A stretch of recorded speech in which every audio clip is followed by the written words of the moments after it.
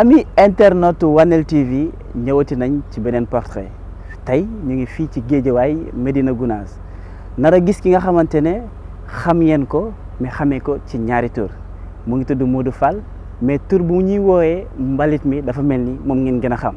tey nag dinañ waxtaan ak moom mu daal di ñuy àndil wala mu gën ñoo gindil ci lépp li nga xamante ne moom moo di liggéeyam bu muy def ci recyclage wala sax ci suñu environnement. fii nag moom mooy diwaan bi ndax tool la fi yore toolu kër la ko tuddee su kanamee léegi nii dina yegg si wax ñu lan mooy toolu kër ak initiative fan la jóge waaye balaa boobu tamit dinañu waxtaanee lépp lu jëm ci turu bi nga xamante ne moom moo di mbalit mi ak jéego yu muy def ngir xeex li nga xamante ne moom moo di plastique bi fii ci biir Sénégal xam ngeen ko xam naa ko mais tey lañ koy gën a xam ànd ceeg Wanel TV yegg seegul waaye dama koy dem gàttandu xam naa ne du yàgg.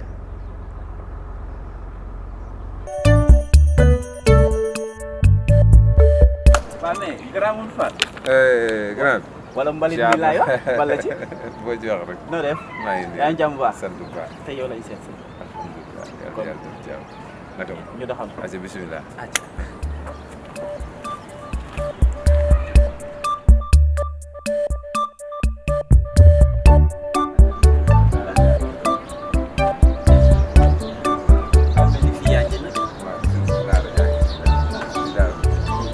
maakaat bi waaw ci lépp luy recyclage lépp luy gàncax waaw lépp yaa ngi fi mi ngi fi waaw alam bi daal yow yaay docteur waaw lépp loo xamante ni daal lu ñuy jëmale kanam la di yokk suñu wér-gi-yaram ci la ñuy dox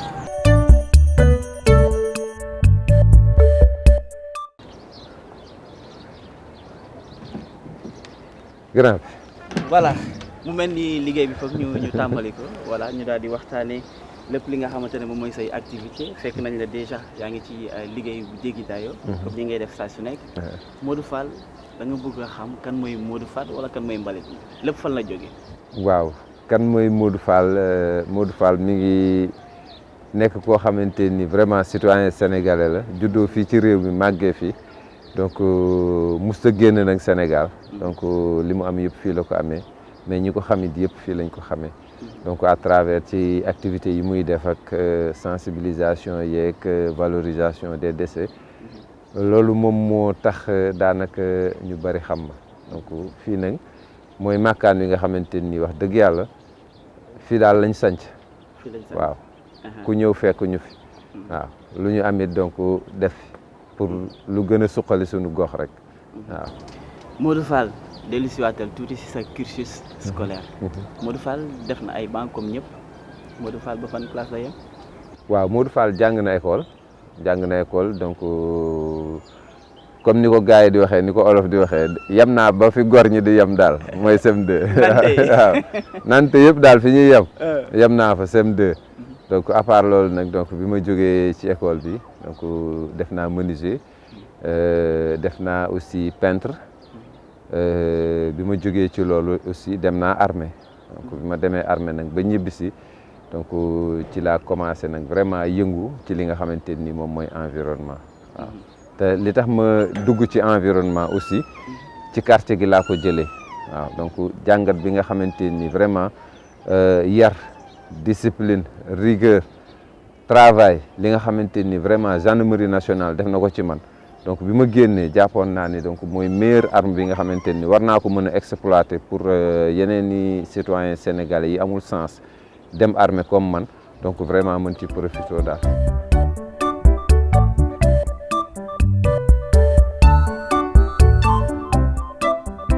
waaw fii nag dafa nekk benn bërëb boo xamante ni donc bu ñu arriéré ñaari at ci ginnaaw. donc nekkoon na barab boo xamante ni daanaka dañ ko saboté goo xamante ni tuurukaayu mbalit lañ ko mënoon a tuddee donc ñu ñëw fekk ko ci état boo xamante ni wax dëgg yàlla jaaduwul donc pour ñu mën a arrêter loolu moom moo ñu vraiment bi ñu demee ci kilifa gi nga xamante ni moom la ñu dénk gox bi muy le maire donc mu xamal ñu ne carrément mën nañu jox barab bi.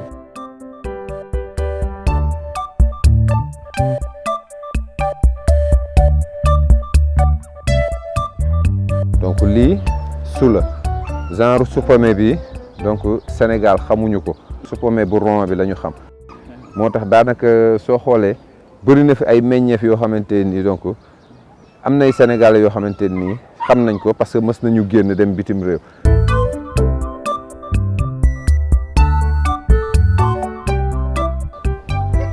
Morel daanaka boo koy xool Sénégalais yi aussi xamuñu ko. donc mais bii est-ce que am na ñu ngi koy jox boobaa. waaw donc li ëpp ci li koy utiliser fii donc c'est des personnes yoo xamante ni ay étrangers lañ duñu ay sénégalais. am na étrangers yu xam toolu ko waaw yu ko xam exactement. saa bu ñu soxlaa donc ñoom ñoo ñuy woo ñu dagal leen ay feuilles donc ñu kii ko quoi waaw. c'est juste pour permettre rek nit ki bu ñëwee rek donc bépp garab boo xamante ni musu koo gis rek bëgg nañ bu ñëwee mu fekk ko fii. kër goo dugg da nga fa daan fekk garabu cerise. waaw mais tey kër yi mu am tey bareetul daanaka parce que espace amatul garab yi fi baaxoon yëpp dagg nañ ko mais nag lépp loo xamante ni ñun jàpp nañ ni war nañ ko mën a récupérer ci mbedd mi ñëw dugal ko fii rek pour mu mën a mucc rek dinañ ko def quoi.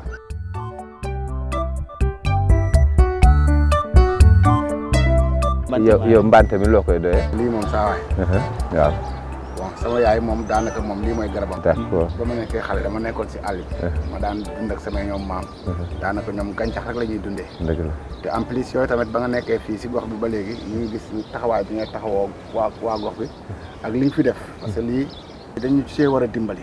surtout suñu mel ni suñu maire bi commune bi. te ñoo war a yaatalal lii gars yi bassin bi waxuñu ñu suul ko. mais mun nañ ko aménager telle sorte que gars yi ñu bàyyi benn espace boo xamante ne nit ñi dañ ciy liggéey. ba nga xamante ni gars yi mbalit yi fi gars yi doon këpp xar yi dee yeeg nit ñi di fi leb ak yooyu yëpp. mun na fee bañ a ñàkk quoi. dafa nekkoon loo xamante ni gars yi lu naqari woon la waa gox bi. mais ba Modou ñëwee ak équipe am ñu commencé équiper espace bi. wax dëgg fa yàlla ñun ñëpp moo ñu animé man sama tool baa ngi ne la moom moo nekk si catu jàkk ji fële. potentiel la pour Médina Gounass mais potentiel la pour askan bi yëpp parce que bu njëkkoon boo bëggee jënd doo dem marché da ngay taxaw ci biti rek gars yi dugg ci biir jàpp jën ñëw jaay la. fii ci bassin bi. depuis que ñu nekk fii de vraiment tey yu ci bari wàññeeku na daal mbaa gisatuñ ko sax. parce que au début nit da daan agressé sax daaw dugg ci bassin bi kenn du ko ñemee topp waaw mais depuis que ñu nekk fii ba léegi daal vraiment gis nañ ni cas yu ci bari tey jii wàññeeku na. doon ñaan tamit li fi nekk ci ay bassin di accueillir ay ndoxu taw donc état war na ko mën a ñëw jël exemple ci bassin bi war a mën a taxaw ci loolu parce que am na lu rëy a rëy loo xamante ni ñu ngi koy envisager fii ci biir bassin bi mais. boo amul moyen mënoo ko def donc da ngay dem ndànk ak li nga am rek ba keroog yéene bi nga bëgg mu sotti quoi.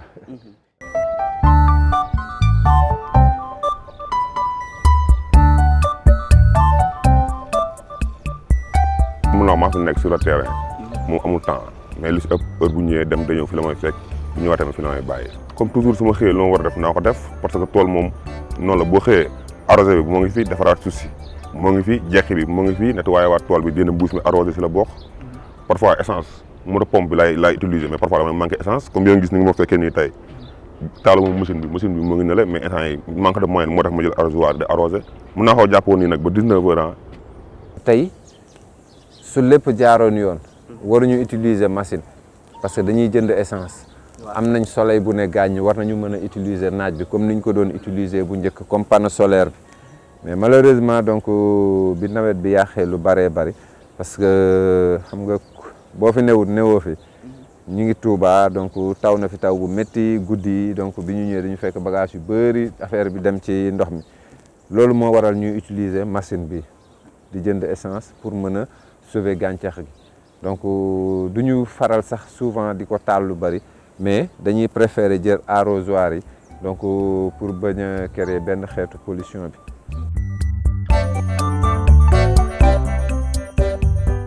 bëriwul luñ koy gis ci biir réew mi xëy na tey bu fekkoonte ni tey am nañu moyen ak espace mën nañu fournir Sénégal tournesol ci lim ciy bëgg parce que tournesol garab la goo xamante ni njëriñu kese la te retour vers la terre dafa jot waaw donc am na ci loo xamante ni sunu moomel la ñoo ko moom waruñu nangu kenn ñëw di ko aakimoo di ko caxatee yàq ko ba dootuñu ko mën a jëriñoo loolu tey bokk na ci li nga xam ne tey ku dugg fii rek boo xoolee di nga xam ne li nga fiy gis lépp amul dara lu ci am produit chimique lépp c'est naturel tey fu mu xas ba nekk da ngay gis ne tey jii boo bëggee li ñuy wax mbayum yamb mën nga ko def parce que yamb yi dañuy ñëw di ko chercher pour wan askanu Sénégal ne tey dañu yor benn richesse boo xamante ni vraiment tey bu ñu sañoon mooy fexe ba tourner conscience su ndaw ñëpp ñu def retour vers la terre parce que ci foofu lañ jëm ëllëg.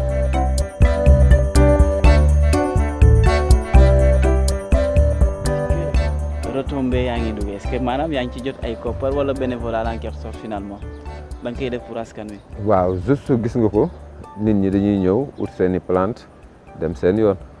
donc on n'est pas là pour chercher de l'argent mais c'est juste pour xiirtal ndaw ñi donc ñu am yëg-yëg ci Sénégal. li ñu ciy joxe moo ëpp sax lu ñu jaay parce que boo dem si école yi ak jardin bi nekk fii ak quartier bi ak yeneen école yoo xam ne hors de secteur bi la sax fi nga koy jëlee ay garab yaa ngi gis yële sax yu ñu war a préparer daanaka 2000 garab yi nga xam ne war nañ ko pépinière pour les écoles 2000 garab 2000 garab ñu war a pépinière pour waa Guédiawaye ak hors de Guédiawaye tamit non suñu initiative la suñu initiative bopp la parce que maire tamit fii bon du la war a jàppale du la ko jàppale 100% du la ko jàppale maire moo la jox terrain bi moo la jox espace bi mais tamit jàppale dafa des quoi dafa des trop. est-ce que yéen seen projet yi ngeen di faral di am comme 2000 garab yooyu nga wax da ngeen cee waxtaan ak moom pour mu mun leen a xëy na gindi leen wala mu yombal leen mbir mi. non moom yëg na ko ndax moom bis ëpp bu amee ay programme wala fu ñu war a reboiser moom fii la jël see garab yi. kon kay xam na ne ñun garab am na ne lu mu soxla dina soxla ndox dina soxla leneen ak leneen te loolu xaalis moo koy joxe te ñoom heure bu ñu soxlaa garab fii la ñëw ñu jox leen garab. bu ñu nee école élémentaire ay xale ndaw donc ñoo fa nekk ay xale ndaw parfois dina am yu damm ñun tamit dina am suivi quoi mooy maanaam tey mën na la sampal garab ñu toog 2 semaines ñëw fekk mu yàqu mais su boobaa da nga koy éliminer indiwaat beneen garab samp ko fi parce que avantage bi après ñun la bu yàqoo ñun la bu baaxee ñun la bu rafetee ñun la. avant ouverture école dañuy dem ci école yi nettoyer ko du ñu dem ci maire bi du ñu dem ci directeur école bi mais dinañ ñëw waxtaan ak gardien bi mu ubbil ñu école bi ñu nettoyer ko ba mu set jëmbat fa liñ fa war a jëmbat xale yi bu ñu ñëwee dañuy fekk surprise ci biir école bi donc loolu jàpp nañ ne tey jii booy def lu baax jarul tàggoo wala ngay dem fu nekk pour kii déedéet donc loolu ci lañ doon dem ba yàlla def ñu am ci partenaire bu mel ni comme Sonatel daan ñu ciy gunge lu bëree bëri donc à part moom it am na yeneen i organisation yoo xamante ni wax dëgg yàlla jusqu'à aujourd'hui bu ñu nee dañuy dem école sàngam rek donc kenn ku ci nekk yaa ngi profité bëgg a xool yow lan nga ci mën a def quoi. donc fii la ñuy produire bépp garab boo xamante ni donc mi ngi ci biti rek fii lañ koy produire fii lañ koy yaree di ko toppatoo xam nga ba keroog muy màgg donc bu màggee nag ñu door koo génne dem jébbal ko askan wi. ba mun a xëcc ndaw ñi wan leen ne carrément que liggéey bi ci boppam mën na nekk ci biir kër ak suñu kër yi nu ñu xatee. waaw parce que juste soo gisee ñu def fi formation bi ak jigéen ñi mag ñi xale yi c'est juste pour permettre kenn ku ci nekk tey boo amee sa kër. même benn pono nii comme pono bi ni mu nekkee nii xam nga pono jëlul espace mais lii tey jii fi mu nekk nii boo ci defee sa fumier ba mu fees di nga mën a am benn garabu fruit mais di nga mën a am 4 légumes ci biir pono bi donc mën nga ci am tomate mën nga ci am kaani salade mën nga ci am batañse mën nga ci am jaxute ak benn garabu fruit du tee tamit nga amaale naanaa ci biir benn sio bu toj wala benn paan bu toj ñu war koo jël sànni ci mbalit mi loolu am na benn njëriñ bu mu mën a apporter au moins ci biir kër gi dina tax benn dépense bi doon dem marché di rester ci biir kër gi donc loolu moo tax vraiment tey ci kër yu ci bëri tey daanaka yenn légumes yi wala kaan yi wala affaire yooyu duñ ko jënd marché am nañ ko déjà seen biir kër. grand bu jàmbaar la grand bi nga xam ne bu ko jàppalee moom dëgg si environnement non Sénégal dañu naan fii ak 3 ans non dinañ xam ne environnement soppeeku na. yéen ñëpp yéen a bokk liggéey boobu noonu recyclage beeg. waaw ñëpp ñoo ko bokk fii koo fi gis mi defar pneu recyclage fii lépp environnement Modou Fall la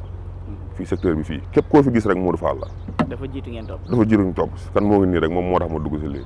kon neex na jërëjëf su ma dee ci boppam man maa ngi jël sama wàll. ci wàllum formation bi donc ñi nga xamante ni dañ leen di former soit su fekkee da nga bëgg ñu former la ci wàllum mbay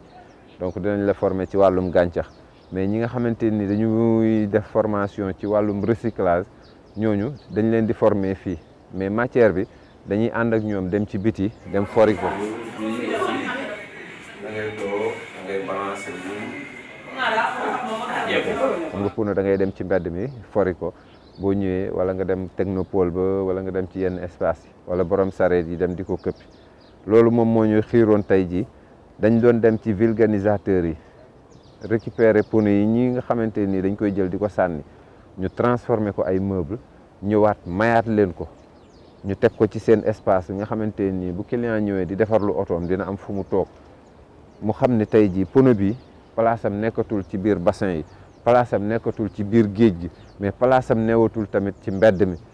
pono bi mën nañ ko valoriser jox ko une deuxième chance de vie parce que durée de vie wu pono donc c'est 1000 ans donc kii boo ko xasee ba traité donc nit mënu koo yàq.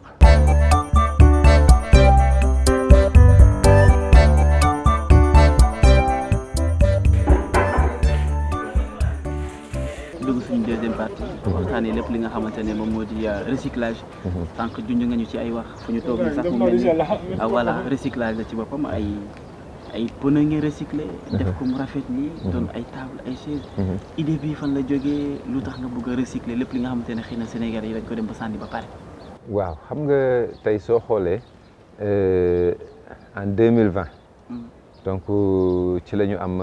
loi bi tere plastique far yàlla def Covid bi ñëw donc activités yëpp taxaw bi activités yi taxawee mënatoo dem ci sensibiliser nit ñi affaire yooyu donc l'idée est venue rapidement comme ça ma dem ci technopole bi donc di doxantu di xool nature bi fa laa fekk benn place boo xamante ni donc moom la ñuy wax cimetière pono yi donc fa laa récupérer ay pono expérimenté wu ndànk-ndànk donc lii bokk na ci modèle bi nga xamante ni moom laa njëkk a defar parce que lii boo ko xoolee da ngay xam ni liggéey bi na mu waroon a setee dëggantaan setee wu ni bokk na ci li ma njëkk a defar parce que dama ci doon jàng donc bi ma jàngee nag ba trouver lii moo tax donc moom bokk na ci li ma ñëw indi ko exposé ko fii donc ci laa commencé di dem di récupérer ay pono di ko def ci place publique yi pour attirer attention wu nit ñi di leen wax ne leen pono kenn waru ko taal parce que yow mii lakk pono yaa ngi posone sa bopp mais yaa ngi posone keneen koo xamante ni gisantewoo ak moom parce que saxaar si day topp ngelaw li te mën na am ko amee feebaru asma bu ko fa fekkee mën na koo indil jafe-jafe donc ñu defar ci boo xamante ni ça fait presque 20 places mais malheureusement ak yenn manifestation yi am biir Ndakaaru ak yooyu donc gars yi dañu mujj waa mairie dañu mujj récupérer ko parce que dañu doon bañ gars yi ñëw lakk ko mu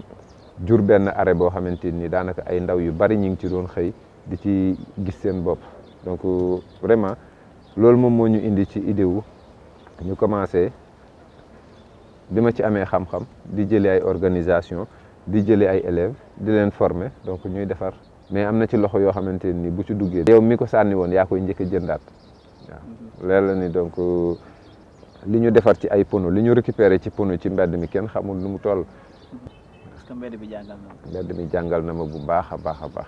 adduna bi ñu jëm suba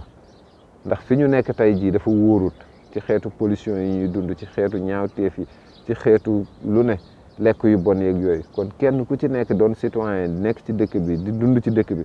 war nga mën a am conscience xam ne fii ci sama réew laa nekk lépp loo xamante ni bu ma génnee du ma ko def réewu jàmm waruma ko def sama réew donc ñun ci foofu la ñuy woo ndaw ñi.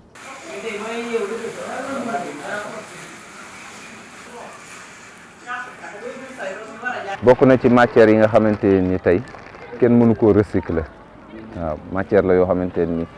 plastique dafa am yu ñu mën a recycler ak yu ñu mënta recycler mais kii kenn mënu ko recycler mais ki ko nekk fii di ko defar tey boo ci waxee ñu ne da nga ko contre wala beneen affaire la mais produit am chaque fois da nga koy gis ci mbedd yi lay mujjee wala ci canalisation yi wala ci géej gi sinon moom la ñuy yóbbu mbëbës di ko lakk muy créer benn pollution atmosphérique parce que nekkul loo xamante ni lu ñu mën a recycler la gis nga ko te salte rek la ñuy jural waaw salte rek la ñuy jural. ci wàllum recyclage ak setal bi nga xamante ne mu ngi koy amal ci koñ bi yow nooy doxalee ci sa diwaan. waaw début bi nag dañu doon xëy bu ñu xëyee damay dajale xale yu ndaw yi donc chaque dimanche bu ma wàccee donc damay sóoraale ni war naa def setal mais xale yu ndaw yi laay dajale donc ñu àndandoo di wër ci mbedd yi di for mbuus yi donc xale bu ñu paree ñu jëndal la benn crème nga màcc après ñu toog waxtaan donc loolu moom moo ñu permettre tey boo xoolee suñu quartier bi mën nga fi dugg cet ba cet donc pour nga gis sachet plastique buy taxawaalu ci mbedd mi c'est tellement difficile parce que dem nañ ba ñoom ñëpp conscient nañ ci xam danger yi nekk ci plastique moo waral tey non seulement tey li ëpp ci quartier bi daanaka soo xoolee ñu ci bëri dañu utiliser les sacs papier wala les sacs réutilisables utiliser mbuus nag moom xëy na mënut a ñàkk parce que mi ngi am parce que ñu ngi koy gis ci marché bi moom moo waral lool mais tey yàlla may nañu sens boo xamante ni vraiment sunu quartier bi daal vraiment gis nañu pollution plastique bi donc bariwu fi même bu fekkente ni mënut a ñàkk it am na ay benn mais li ci ëpp daal conscient nañ ci danger yooyu. ñu ñoo gën a jot ci message bi mag yi la ndaw yi la. yàlla may nañu sens boo xamante ni sunu imam bi dëkk ci quartier bi donc chaque instant day boole ay programme am ay xutbaam ci environnement oustaz yi fiy jàngale tamit donc ci biir jàkka ji bokk nañ ci sensibilisation bi délégué de quartier bi bokk na ci sensibilisation bi donc ñoom ñëpp xam nañ exactement li nga xamante ni moom la plastique di def ak li nga xamante ni noonu la ñu war a mën a fonkee suñu environnement xam nga bu fekkente ni donc yàlla suñu borom li mu wax ci set donc ci ñun la war a njëkkee donc moo tax tey amuñu benn jafe-jafe ci suñu biir quartier parce que mag ñi ñëpp dañuy wax waaw parce que fii dafa nekk milieu boo xamante ni daanaka li fi dëkk ñu ci ëpp dañuy yar ay jur moo tax tey jii dañuy sawar sax ci combat wu plastique boobu environnement dafa dem ba maanaam yemul ci forme mbuus yemul ci recycler mais dem na ci ba nga xamante ni noo mën a def ba jubbanti nit ki maanaam dootul tuur ndox ci mbedd wala dootul saw ci mbedd wala dootul def yenn yi rek donc lépp rek ngir defar suñu cadre de vie waaw parce que du ñu ne état moo war a def lépp d'accord moo war a def parce que ñoom la ñu far mais ñun ñi nga xamante ni bu musiba amee balaa dem ci kenn ci ñun lay njëkk a ñëw ñun ñoo war a njëkk a jóg nekk au devant de la charge. choses yu damm ak affaire yooyu gars yi dañ koy récupérer parce que mën nga ci am xaalis facilement mais lii pour nga am ci kilo gis nga ko lii yëpp donc boo ko xaymaa matul kilo imaginez donc nga bëgg cee wut kilo donc di nga dox bay bëgg a dee kii kan moo koy recycler amul kenn ku ko mën a recycler dafa tuuti kenn mënu koo for kenn mënu ko recycler gis nga ko te chaque jour donc nga gis ne ay bonbon la yoo xamante ni day jóge bitim réew di dugg ci suñu biir réew mi maanaam bu ñuy wax ne dañuy jàpp Sénégal dañuy dugal mbalit ci suñu biir réew te lii moo tax ñuy wax mbalit bi ñuy dugal ci suñu biir réew parce que ni mu fi baree tey actuellement nii amul benn industrie bu fi nekk di ko liggéey ba pare di ko wër di ko ramasser waat kii nag nekk na matière boo xamante ni tey y a plus que 300 industries clandestines yu nekk ci biir réew mi di ko liggéey ci biir kër yi ci biir ruq yi ci biir bassin yi ci yenn secteurs yoo xamante ni maanaam tey boo fa fekkee nit sax mu nekk fa di fa togg sax bu paree yow bu la yàkkalee doo lekk donc tey war nañu mën a xool ñii ñuy jox ñi ndox mii ñu di ko naan tey ñoom ñooy ñan. gis ko lii aussi ay plate à jeter la gis ko waaw ci la bokk ay matière la yoo xamante ni mën nañ ko recycler mais problème am mooy maanaam tey li ci ëpp ci ñun liñ koy jëriñoo kenn waru koo jëriñoo noonu parce que tey lii kenn waru ci def lu tàng nga jox ko nit mu ciy lekk parce que matière bi plastique la recyclé la kon saa boo ci defee lu tàng rek lu tàng loolu tey dina yee produit chimique yi ci nekk ba nga xamante ni yow miy lekk li nga xamante ni moom lañ ci def donc da lay indil problème mu cancer wala problème mu biir wala problème boo xamante ni doo xam foo koy waxee yaag say mbokk donc bépp matière boo xamante ni plastique la rek kenn waru ci def lu tàng nga di ko jox doomu aadama. non du ma la ko ndëmb nag ba léegi génn sax mosal costume bi ñu naan xoolal dof bi. mbalit bi ak affaire yooyu. gars dañ koy tooñee di koy woowee mbalit bi ci boppam mu doon tur bi nga xamante ne nangu na ko aussi parce que moom dafa mel ni suufeel na boppam. non dëgg la parce que moom lépp environnement moo ko ñoraan du mbuus mi du lépp mais lépp environnement la rek. message bu mu bëgg a veiller message bu mu bëgg a veiller rek bu ko neexoon sol costume bu ko neexoon sol jasineer comme gars yi. mais loolu message la rek pour boo gisee ni ñuy bàyyi xel mbuus lu muy def si dundu doomu aadama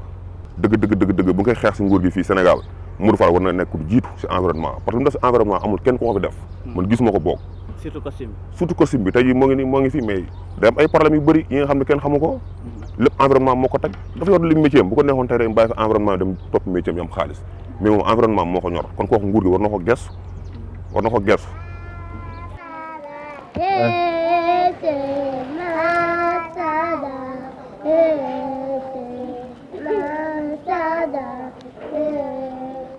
Modou Modou Fall mbalit bi l'homme en plastique noo leen ko munti wooye l'essentiel moo di xam ngeen ko te muy sensibiliser saa su nekk ci lu jëm ci plastique yi te muy sensibiliser di def aussi ci recyclage yi parce que gis ngeen ko ci lu yàggul dara sànq wanal nañ ko recyclage bu muy amal ci pneu yi boole ci tamit di jëmbat ay garab fii ci école bu ñu nekk bokk ci ay réalisation yaa ngi na lool rafet na li yëpp signature am la. tout récemment rek bi mu fi mujjee gis naa ni donc garabu gerte tubaab yi xale yi dañ doon witt ci doom yi donc waaw. ñu kontaan loolu daal di lay gunge journée bi yëpp nga daal di ñuy wax yow sa engagement ak lépp fi nga xamante ne jaar nga fa ngir dimbali Sénégalais ci seen environnement seen nekkin gën a sensibiliser aussi li nga xamante moom mooy mentalité pour ñu bàyyi ci xel ci mbuus yi nga xamante ñu ngi koy sànni ak loolu. Wanel TV di lay jaajëfal bu baax a baax a baax a baax. en tout cas man maay sant Wanel TV bu baax. parce que depuis ce matin ñi ngi nekk donc ngeen di def liggéey bu mucc ayib xëy na tey jii Wanel TV li mu am ci man tey jii am na yeneen nit xeetu télé yoo xam ne ñi ngi ci biir réew mi mënoon nañoo am lu mel ni mais tey jii xëy na wane loo xamante ni lu jëm ci wàllum politique la wala leneen moom moo leen gën a intéressé lu jëm ci lu ñuy jëmale kanam lu jëm ci luy tàggale sunu doom yi ak feebaru asma lu jëm ci luy tàggaleeg sunu mbokk sénégalais yi feebaru cancer donc comme tey jii am nañu sensu dajeeg Wanel TV jàpp naa ne tey jii bu wanee lii tey jii askan bi yëpp dinañ jëriñu du ma ne askanu Sénégal mais askanu Afrique mais askanu àdduna bi yëpp tey jii dinañ jëriñu ci image yi nga xamante ni Wanel TV am na ko toute la journée ak l'homme plastique wala Modou Mbalit wala Modou Mbuus. tur yi bëri nañ jaajëfal nañ la bu baax a baax. jaajëf maa leen di sant bu baax a baax a baax a baax. voilà lii lañ leen andiloon waaw Wanel TV xanaa di dëkk di leen di waneel rek li nga xamante ne moom moo am ci biir Sénégal tey ñu génnoon doxantu dem seeti ci ki nga xamante ne moom moo di benn nit bëri ay activité benn nit bëri ay engagement benn nit bëri ay métier te loolu yëpp loolu moo ko waral dafa engagé wu ci li nga xamante ne moom moo jëm ci biir réewam ak askanam lu ñu war a dundee saay su nekk gis ngeen casquette yi bëri na la ca jógee ci toolu kër bi nga xamante ne moom la jagleel pour di def ay légumes ak leneen ak bépp xeet bi nga xamante ne